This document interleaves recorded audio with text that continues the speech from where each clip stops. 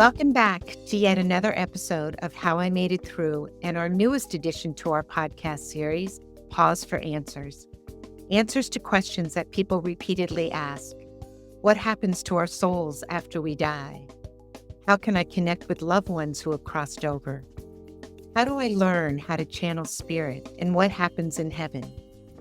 With our combined experience and years of research, we recognize that between the two of us, we possess a wealth of knowledge and wisdom that we want to share with you. We invite you to tune in and share your questions with us and our How I Made It Through community as we all continue to expand our understanding and learning.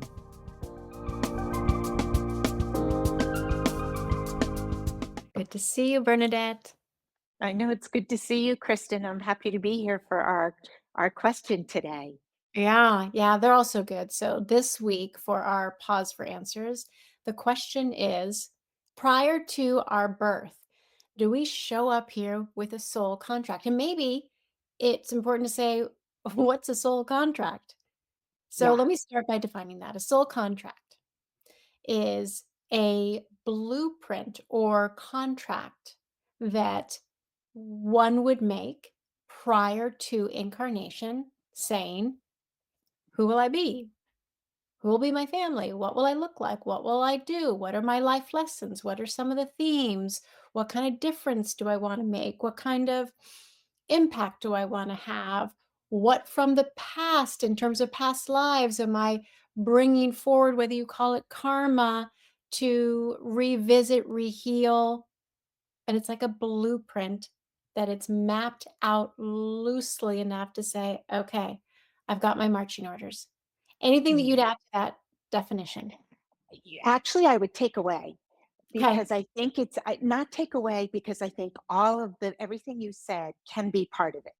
Mhm. But I think that we don't have to have so many parts. I think that we come with, I've been explaining it the way Spirit has explained it to me, and as a palette of colors.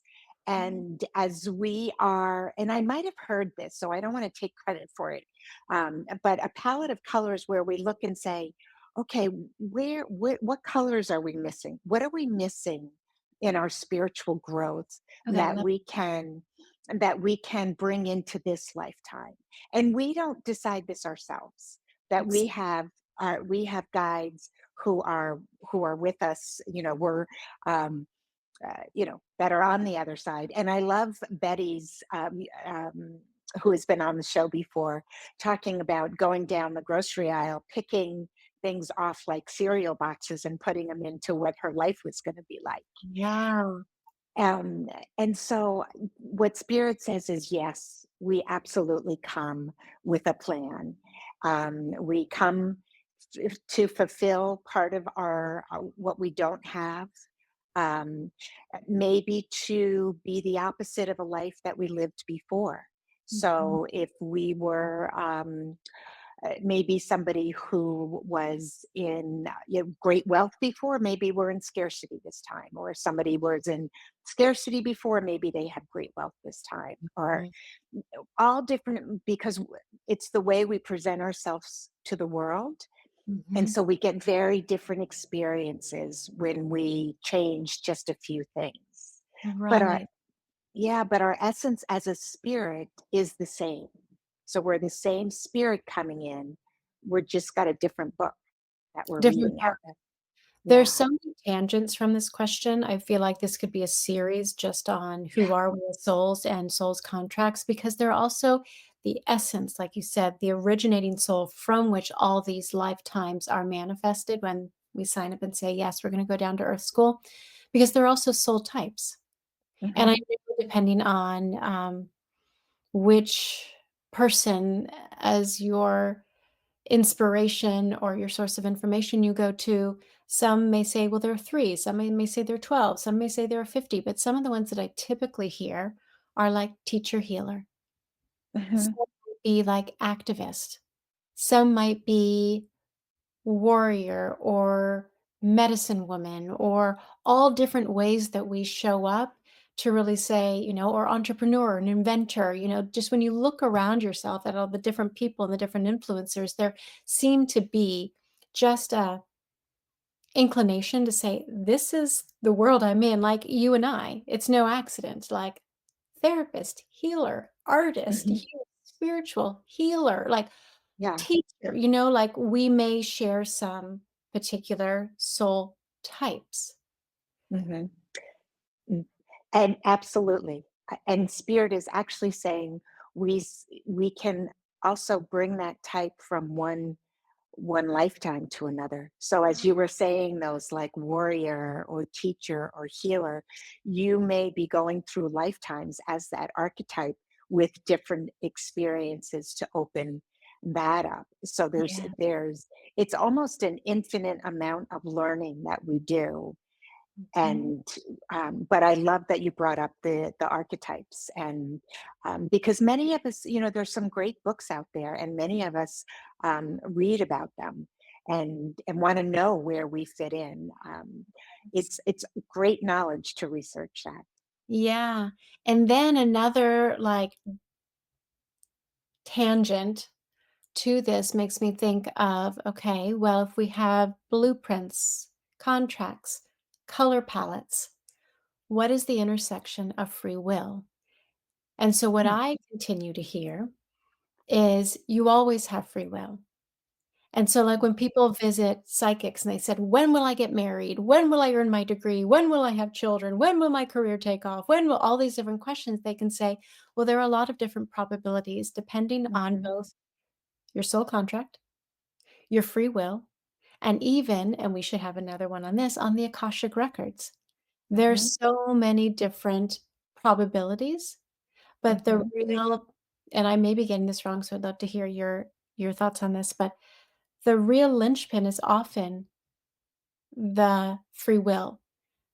Hmm. Because, yes, we may, let's say we came here to be an inventor, and you could be an inventor who changes the globe, or your family, or your community, or your state. Like, it just depends on what is the size of it? What is the scale of it? What is the speed of it?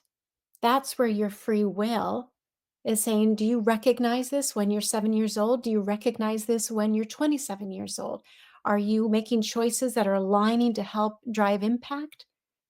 Hmm. Or are you pulling back? There are all these different ways that Hmm. says yes to all of them. And also it's up to you. Well, what spirit tells me is yes, we have free will. We can make those decisions. But what we are aiming for as we are trying to ascend is that our decisions are in line with the higher. Yes. And and so as we go through this, yes, we can make all of these decisions, but learning to connect with your guides or that's when you start to know that you're making the right choices. But as you just said, you can make them in so many different ways. um, I remember as a mom, as a young mom, I was focused on my kids.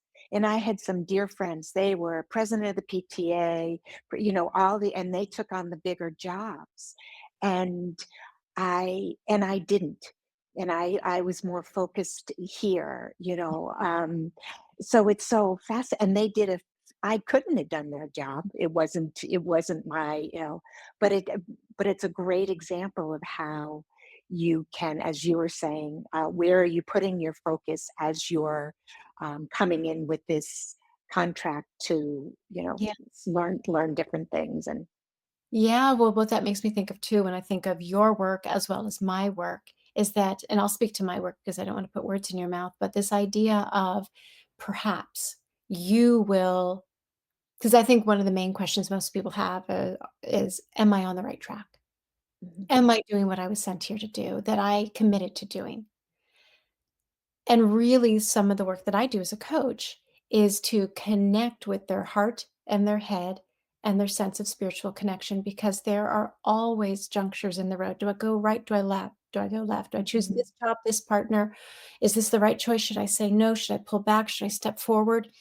And those places are invitations to tune in. Are Mhm. you being governed by fear? Are you Mhm. being governed by love? How do you connect with your intuition? How do you listen more deeply? When do you know when you are divinely guided versus coming from a place that is not ultimately connected to not only your highest good, but the highest good of the collective?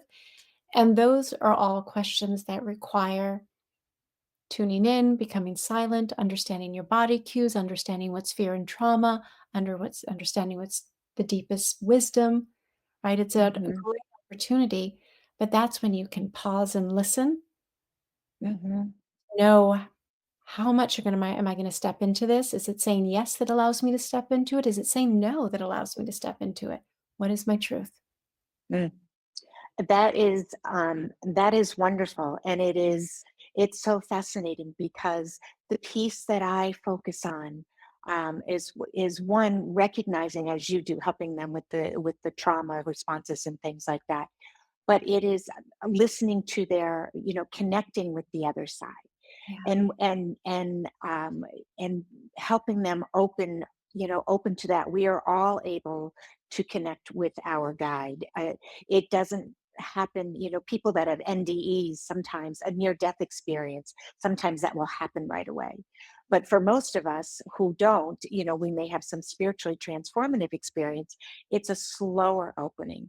And Right. that's why combining what you do and what I do, how they kind of connect, because Mhm. as you know, I'm focusing on the truly opening to that spiritual side, helping them, and you are helping them in the here and now, in the The embodied recognize Yeah, exactly. embodied state to make sure that whether it's trauma or stress or anxiety or family of origin issues, that they are not they are Hmm. seen as lessons that they Hmm. cannot bypass, but they don't get stuck.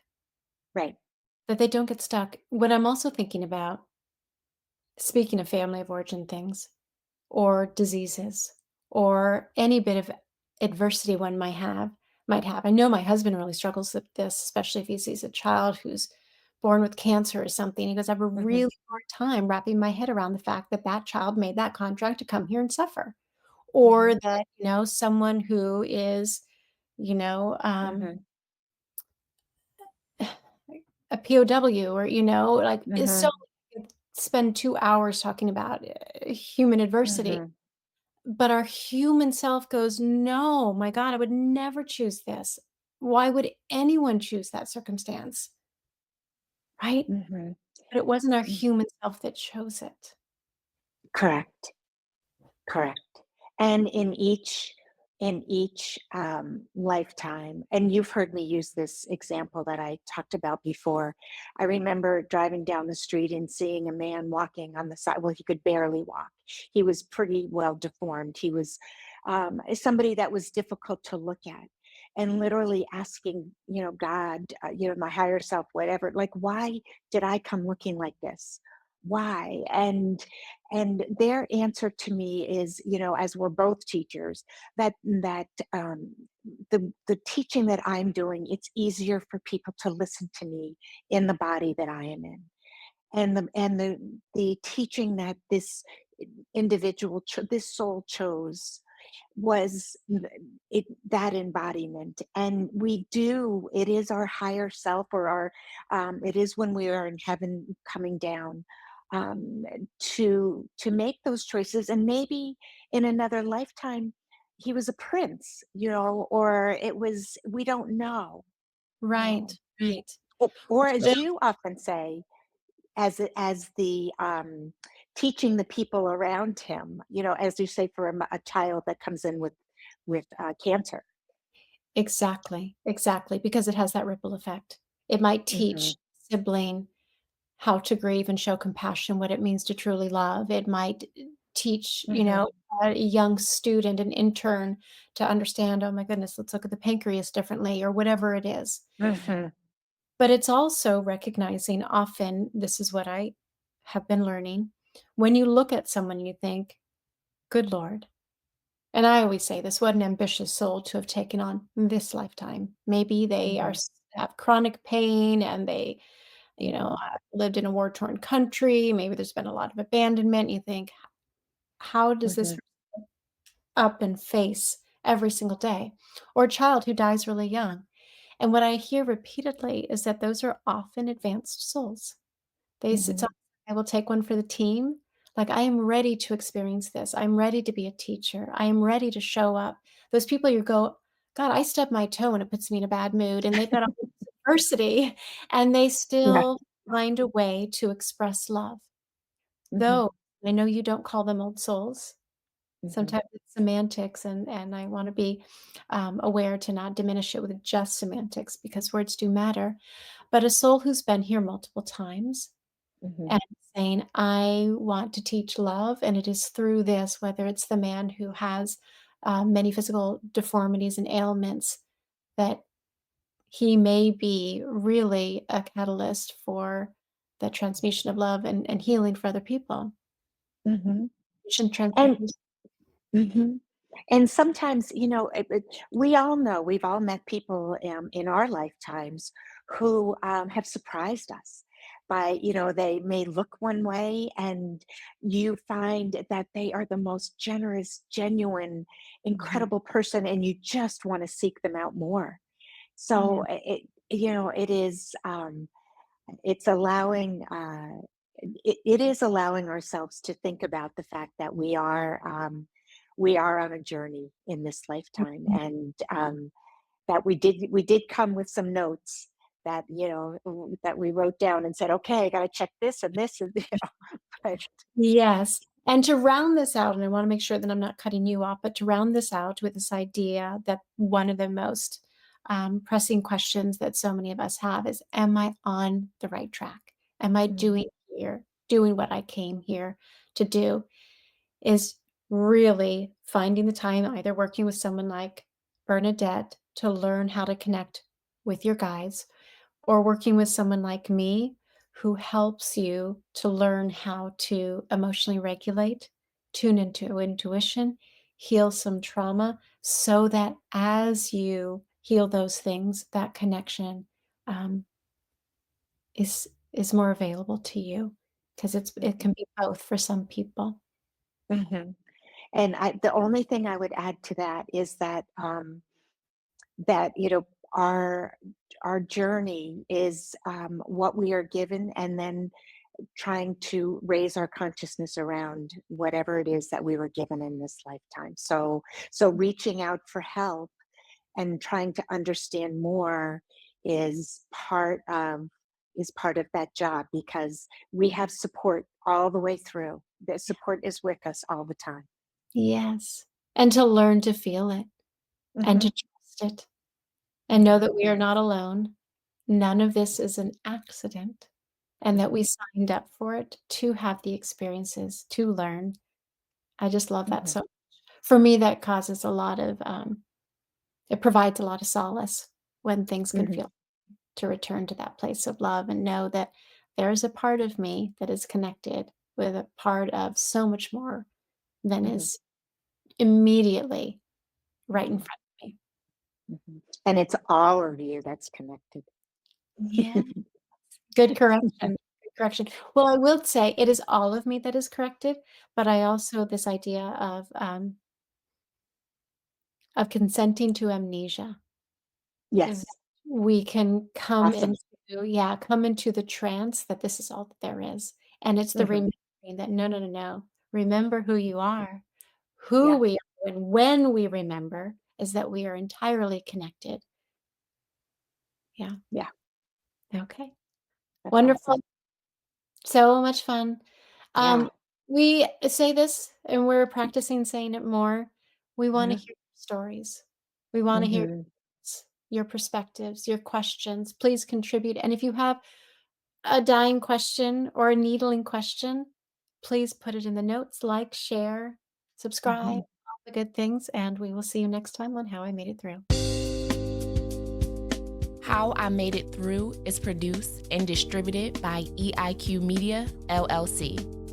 Elevate your emotional IQ with podcasts and content focused on overcoming adversity, leadership, mental health, entrepreneurship, spiritually transformative experiences, and more.